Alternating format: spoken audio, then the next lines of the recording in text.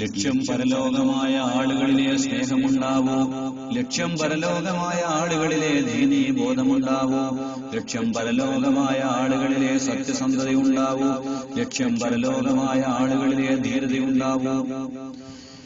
ഈ ലോകത്തെ വിഭവങ്ങൾ മാത്രം ലക്ഷ്യമാക്കിയവർക്ക് പരലോകത്തവർ പരമദരിദ്രരായിരിക്കും. അബൂദർ റളിയല്ലാഹു അൻഹുവിനെ തൊട്ടുദ്ധരിക്കുന്ന ഒരു ഹദീസിൽ കാണാം, കുന്തു യംശി മഅൻ നബി സ്വല്ലല്ലാഹു അലൈഹി വസല്ലം ഫീ ഹർറത്തിൻ ബിൽ മദീന ഫസ്തഖബലനാ ഉഹദുൻ ഫഖാല റസൂലുള്ളാഹി സ്വല്ലല്ലാഹു അലൈഹി വസല്ലം യാ അബൂദർ ഖുൽതു ലബ്ബൈക യാ റസൂലല്ലാഹ്.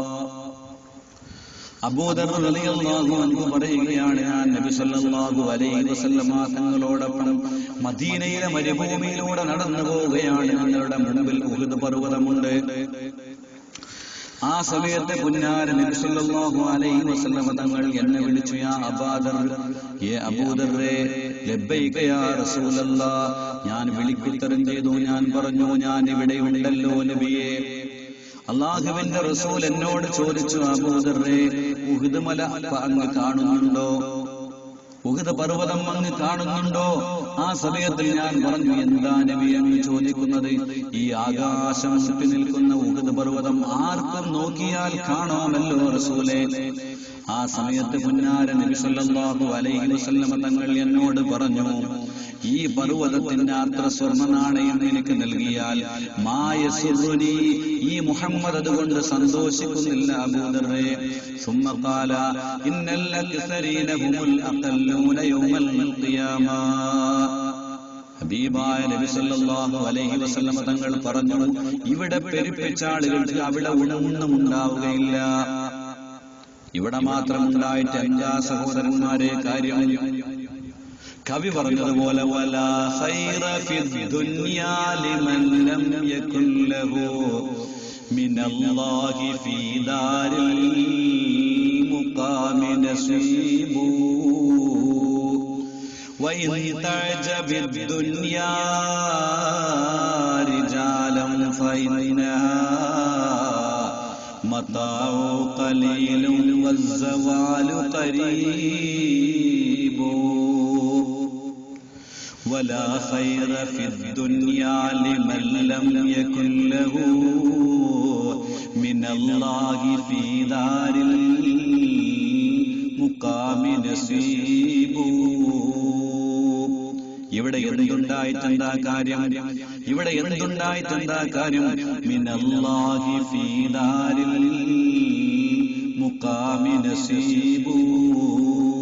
പാരത്രിക ലോകത്ത് നസീബില്ലാതെ ഇവിടെ എത്രയുണ്ടായിട്ടെന്താ കാര്യം? എന്തുണ്ടായിട്ടെന്താ കാര്യം? വഇൻ തഅജബിദ്ദുനിയാ റിജാലൻ ഫഇന്നഹാ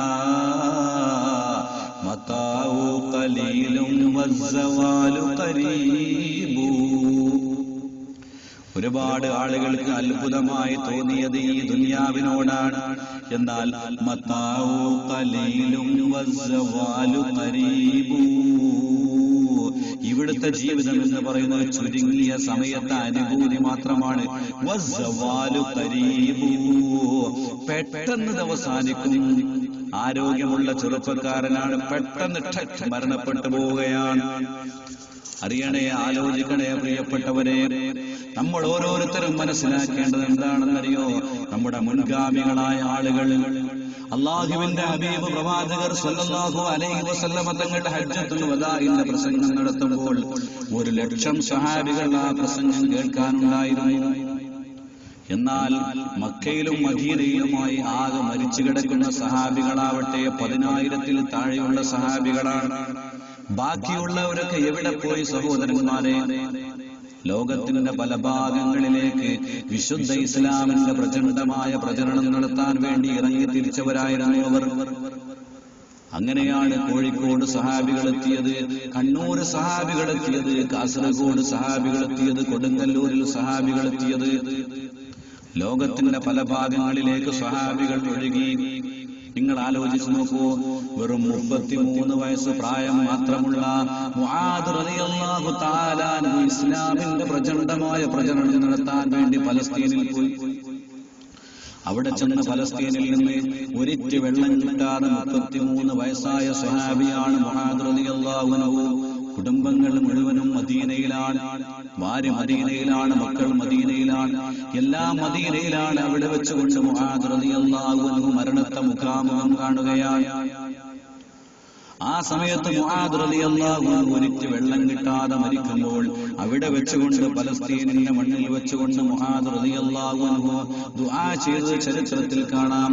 അല്ലാഹുമ്മ ഇന്നി ലാ ഉഹിബ്ബുദ് ദുനിയാ തഖബ്ബൽ റൂഹി കമാ തഖബ്ബലൽ മുഅ്മിൻ.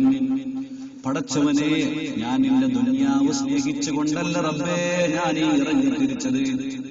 ഒരു പ്രതിഫലവും ഞാൻ ഉദ്ദേശിച്ചിട്ടില്ല. നിന്റെ ആഖിറത്തിലെ പ്രതിഫലം മാത്രമാണ് ഞാൻ പ്രതീക്ഷിക്കുന്നത്.